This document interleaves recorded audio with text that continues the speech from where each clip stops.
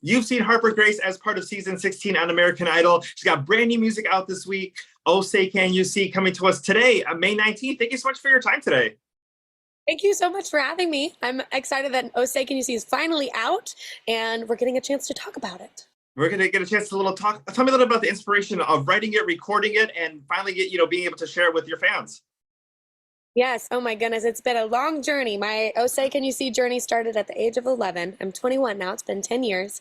And so the song Oh Say Can You See tells just a short glimpse of what had happened to me at 11 years old, being known as the worst national anthem singer ever, going worldwide, over 1 million views in less than 24 hours, and honestly just getting ridiculed by the whole entire world, being told that I should never sing again, that I should sit in a corner and just die, and that I was the reason why abortion should be legal. So I walked through a very traumatic experience as a kid and didn't let that stop me from the dreams that I had in my spirit, and used it as fuel to my fire and gas to my tank. And so I just kept on going. I moved to Nashville over, I guess, almost 2 years ago.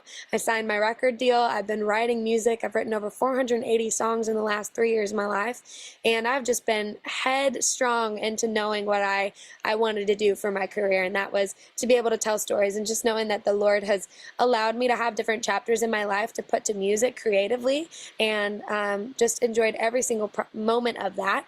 And as Oh Say Can You See being out today, it's just a surreal experience for me, having my story and a song finally be out for the world to hear, not only to get a glimpse of who I am as an artist, but it's important to me to also know that hopefully it encourages the listener. I say it all the time, but I don't want a platform if it doesn't have a purpose. And I believe that my purpose is to continue to be a light in such a dark world. As social media is getting a little crazy. Mental health is such a hard topic to talk about. And I just want to be able to be a voice in a generation that struggles so much with bullying and that in a whole. And so having Oh Say Can You See come out, I hope it's an encouragement to big dreamers to put work behind their dreams and to make them come true.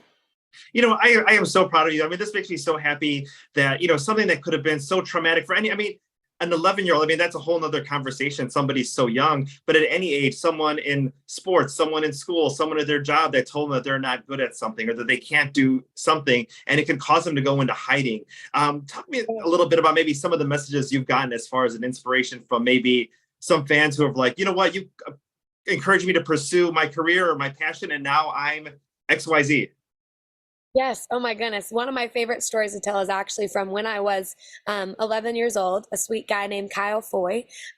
He was not attending school. He was on suicide watch for a long time. And the day that I went to their school to speak at their school, he actually came out of the blue. And I prayed for him the night before, knowing that there was a student, about to end their life. And I felt in my spirit that I needed to pray for whoever that was to come to school. And so he showed up, and the principal pulled me to the side, asked me to come and speak to him and introduce myself to him. So I got a lot of one-on-one time with him. He said he didn't like to do anything, and he had no, dreams or aspirations, and that he was just getting bullied by the whole entire school. Well, come to find out, he loves to do photography. He loves to shoot cars and skateboards. And so that day I really just poured into him. I was like, you know what, like you said, people with different jobs and aspirations, and they have different outlooks, and different things that they do in their life, that, everything has a purpose. And so I had just told him, I'm like, you know what, like, I don't have the eye for photography. I can't shoot pictures like the way that you do. And I'm like, I just sing and talk, that's all I do.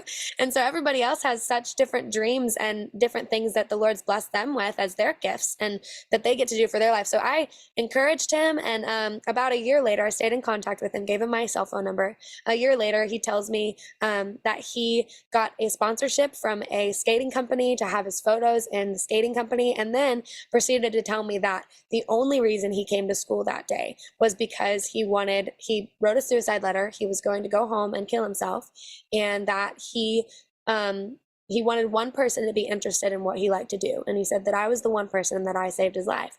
And I looked into his eyes. I said, no, Kyle, I am not the person that saved your life. God saved your life. And I told him that I prayed for him to come to school the night before.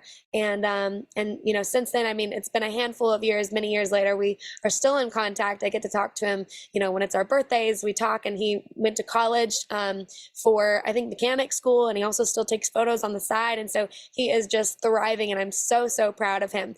And it's been many crazy stories alongside just like that. Very recently, I've gotten some DMs and messages throughout other interviews that I've done, even after a motocross race that I sang the anthem at, some people who were in motocross who said that they had been bullied and they have, had suicidal thoughts and how they can overcome them. And, hearing my story, knowing that I went worldwide bullied, that they could, do something and that they have a dream and vision for their life and they know that the Lord has a purpose and a plan for them. So it's been beautiful hearing the stories. It honestly, I never get over the fact that it's helping people. I never want to take that for granted. It's just a really grateful process. I'm honored at the fact that the Lord has allowed me to be able to experience it and hear these stories, because I just feel very blessed to be in the platform and the where I'm at today to hear those stories and to be an encouragement and also an outlet for these people to talk to. I mean, here's the thing. We've only been talking for a few minutes, and I feel like you have such a wonderful personality. Your music is incredible, but being able to share this with your fans too, I think it's such an incredible thing that you never know who you're going to touch on what day and what kind of impact you're going to have. But maybe on a little bit of a lighter note, especially Yard Sale. I mean, that was one of those songs that you came out of the gate on American Idol, sharing, and it was like, for that moment, I mean, it was like a Before He Cheats, like, oh man, I feel like a woman, one of those like power anthems. Did you realize just how much you were going to connect with fans over that song?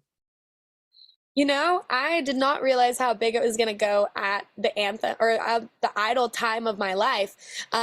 It was really fun experiencing that process. And I always say that I like to be very honest and real in my songwriting and my creative process, but I love the aspect of like putting on different hats and kind of jumping into the acting realm of it all and writing stories, whether that's somebody else's story and that I've heard along the way of like just my day-to-day walk, or just kind of thinking about characters. And so Yard Sale, I mean, I was young, I hadn't been through heartbreak, I wasn't selling some guy's stuff, but I've had some little boyfriends back in the day, and I like to say I'm quite dramatic. I'm a 21-year-old girl who's very creative, very emotional. You got to be emotional if you're going to write songs about it. And so I just really pinpointed into that little heartbroken girl who really has never gotten heartbroken, but she thought she never got heartbroken. I mean, she walked through a lot as a kid, going through the anthem and stuff, but I really hopped into my little actor mind and wrote Yard Sale, and it was spunky and it was fun. And, my second song coming out after that was Sparkle, and that was still kind of portrayed to myself. I'm from Texas, but I'm very sparkly and glittery and all things glitz and glamour, but also love hunting and love, going out and two-stepping and dancing with my boots on and walking in mud in my heels. Like all of that captures exactly who I am, being a girl from Texas, And so still playing to my childlike self and my younger self, and making sure I keep that a part of my journey and just being raw and real to who I am. But it was really fun to see how Yard Sale connected with the audience and how much people loved it. And it was kind of like a Before He Cheats little attitude moment. So I've got some more of those coming out soon. I've written a bunch of songs, so we've got an album in prep, and I think there's a little bit of attitude coming out on that as well, that I get to put on my actor hat for some of those songs too. But for the majority of it, it's stories of my life, and then you've got a handful of little acting moments to present itself on the album as well. Awesome. Well, Harper, thank you so much for your time today. Congratulations on all your success. Cannot wait to hear the brand new track, Oh Say Can You See. It's out today. Plus, new music, a new album in the works. So much success for that, and hope we get a chance to chat when that comes out. Thank you so much. I appreciate your time. Thank you.